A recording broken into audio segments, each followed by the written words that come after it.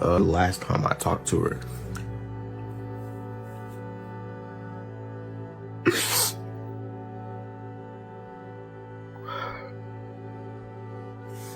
Last time I talked to her, she was like, she wanted to come home.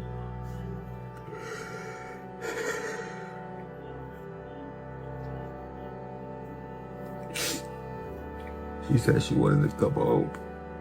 I want justice for my sister. Celeste's brother finally confirmed what many had whispered. Celeste's life at home was far from peaceful.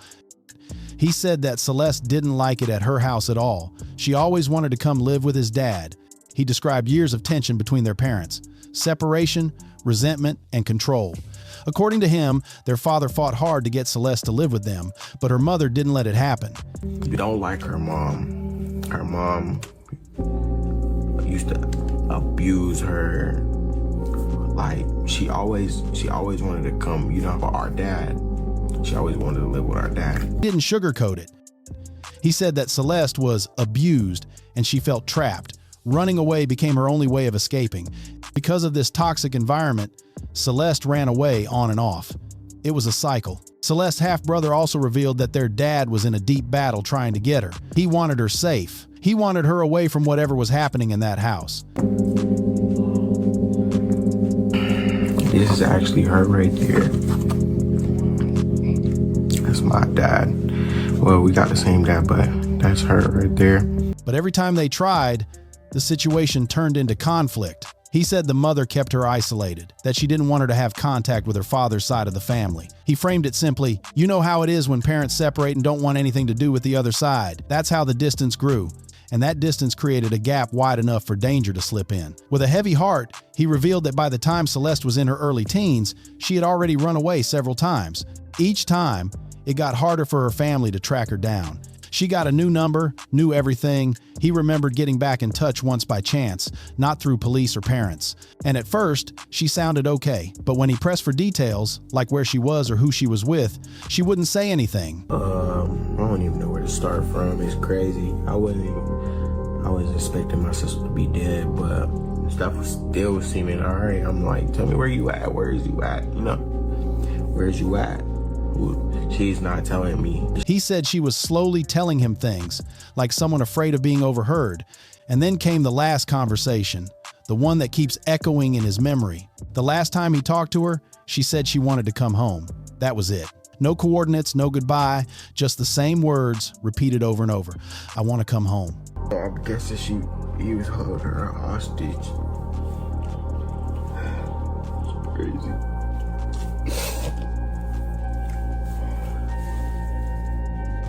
I want justice for my sister.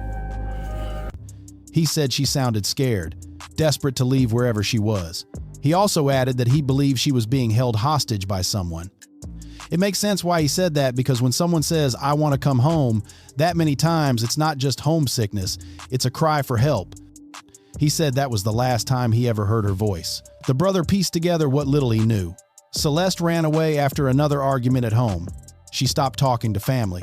She changed her number. And then she met a dude. He doesn't say David's name, but it doesn't need to be said. Everyone watching knew exactly who he meant. He kept coming back to that car.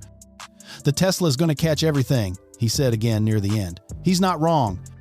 Modern Tesla's record inside and out, cameras, sensors, GPS data, and timestamps. And the private investigator hired by David's ex-landlord has already uncovered this.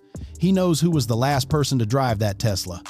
Fischer also says he's uncovered interesting video from neighborhood security cameras that he's handed over to LAPD.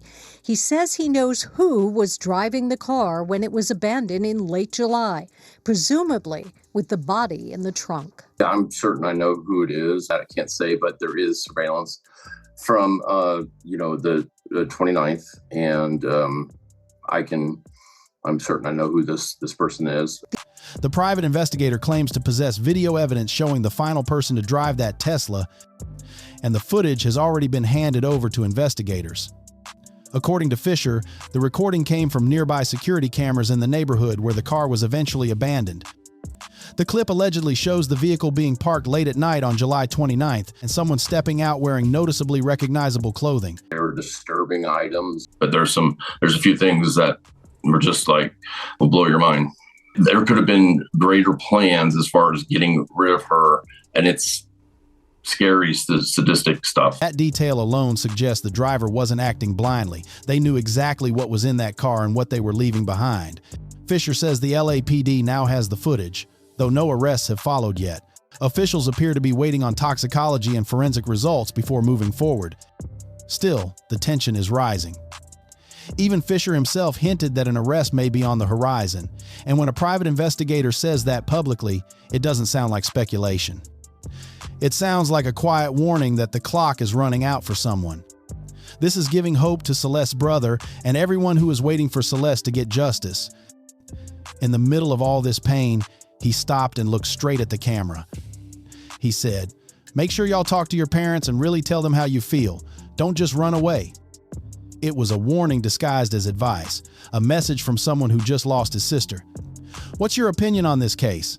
After listening to Celeste's half-brother pour his heart out, the question that lingers is this: who truly failed her?